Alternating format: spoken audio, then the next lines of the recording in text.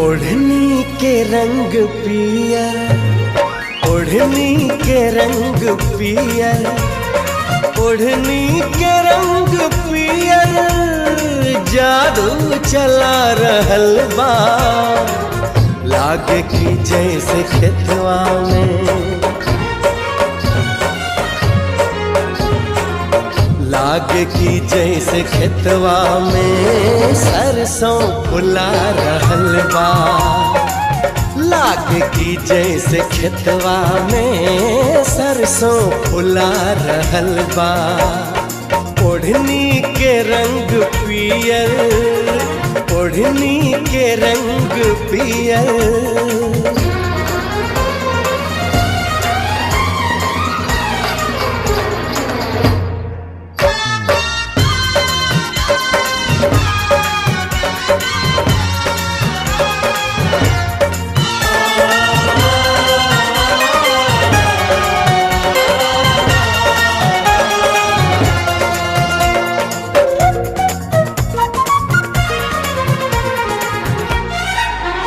मारे हवा के झोंका, लहरे लखलल के सिया, खुद फूल बन गइल बा।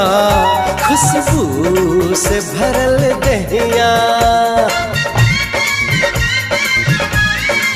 हमारे हवा के झोंका, लहरे लखलल के सिया, खुद फूल बन गइल बा। खुशबू से भरल दहिया, इस शरीर के बनावट बिजली गिरा रहल बा।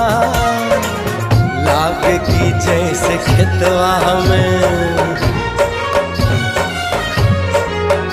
हाय लागे की जैसे खेतवा में।